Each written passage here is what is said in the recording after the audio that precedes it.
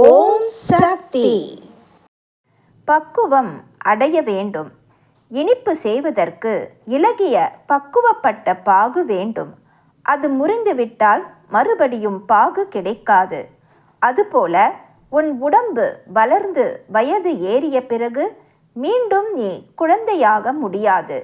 எனவே படிப்படியாக பக்குவ நிலைக்கு நீங்கள் வர வேண்டும். ஆன்மீகத்தில் பக்குவம் அடைந்து கொண்டே வந்தால் உங்களுக்கு சக்தி கூடும்.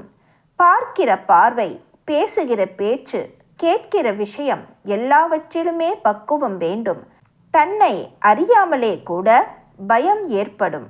வரும் காலம் வம்பு காலம். ஆன்மீக ஈடுபாடு கொண்டு வாழ்ந்தால் தப்பிக்கலாம். குளவி புழுவை கொட்டி கொட்டி பூச்சியாக மாற்றுவது போல உங்கள் ஆன்மாவை தட்டி தட்டி பக்குவப்படுத்தி கொள்ள வேண்டும். எதுவும் உன் கூட வரப்போவது இல்லை. நீ செய்யும் தொண்டும் தர்மமும் தான் உனக்கு கடைசி வரை கூட வரும். எந்த படிப்பும் சிறந்ததில்லை. அனுபவ படிப்பு தான் சிறந்தது.